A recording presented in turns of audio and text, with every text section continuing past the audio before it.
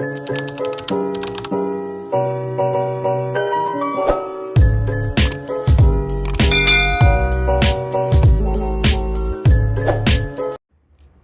वालेकुम, कैसे हैं आप सब। उम्मीद करती हूँ बिल्कुल ठीक ठाक होंगे। आप लोग भी कहते होंगे कि एक ही जुमला हमेशा बात करती है, मगर अब मुनासिब भी यही लगता है कि सबको पहले सलाम किया जाए, उसके बाद गुफ्तगू का आगाज़ किया जाए।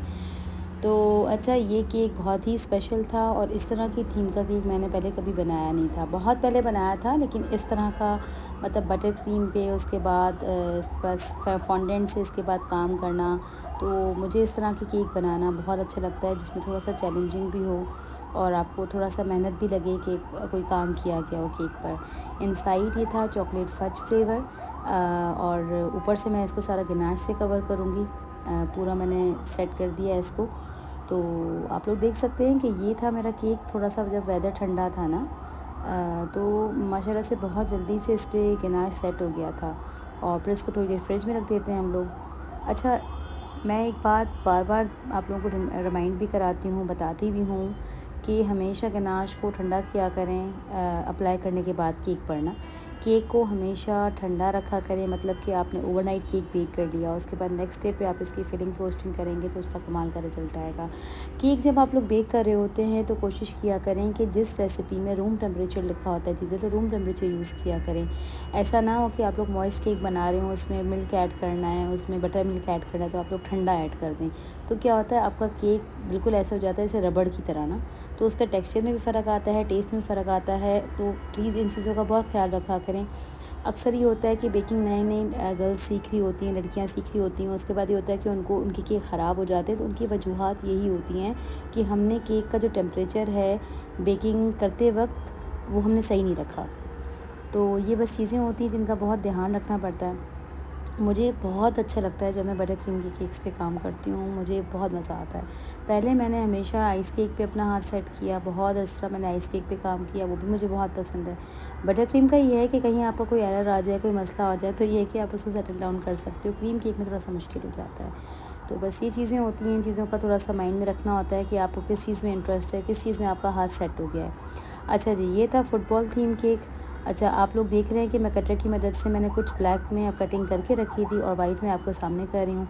अच्छा, सर्दियों में ये है कि आपका फॉन्डेंट बिल्कुल कुछ भी नहीं होता उसको, लेकिन गर्मियों में ये है कि हमने उसके अंदर थोड़ा सा टाइलस पाउडर ऐड करना होता है या सीएमसी पाउडर ऐड कर दें, लेकिन सर्दियों में बिल्कुल ज़रूरत नहीं होती क्योंकि वेदर बहुत ड्राई होता है। गर्मियों में जो है वो कराची के लिए बहुत बहुत ज़रूरी होता है। मतलब कि आपका फ्रिज में जैसे केक रखा गया या अल्फ़ाबेट्स जो है वो एकदम अजीब से ना, बिल्कुल शाइनी शाइनी से मॉइस्ट हो जाते हैं बिल्कुल। तो बस गर्मियों में आप लोग ज़रूर ऐड किया करें अपने फॉन्डेंट टॉपर्स में सीएमसी या टेलोस पाउडर। बाकी सर्दियों में यह है कि वैसे ही ड्राई हो जाता है। माशाल्लाह से केक की फिनिश इतनी प्यारी आई थी। आप लोगों के सामने आप लोग खुद देख रहे हैं कि मतलब मुझे ये होता है कि केक की फिनिशिंग बहुत अच्छी हो, उसकी बेस इतनी क्लीन हो कि आपको लगे कि एक चीज़ बनी हुई है, तो उस पर फिर काम करने में मज़ा भी बहुत आता है। अच्छा, बटर क्रीम का ये होता है कभी कभार क्रैक्स आ जाते हैं। अब क्रैक्स की वजूहात क्या होती हैं मैं आज आपको बताती हूँ, क्योंकि ये थोड़ी सी लंबी वीडियो है, तो इसमें आपको तो कुछ बातें ऐसी बताई जाएँ जो हम लोगों को नहीं पता होती, और जब हमें पता लगती हैं तो फिर ज़रूरी है कि बंदा शेयर करे सबके साथ। मैं बहुत बोलती हूँ, मुझे पता है लेकिन यह है कि आप लोगों को बताना बहुत ज़रूरी है।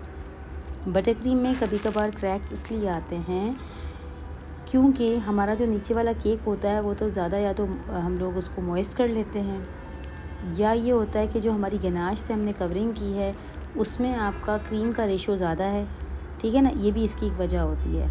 तो हमेशा गनाश का रेशो वो रखा करें जो वेदर के लिहाज से हो।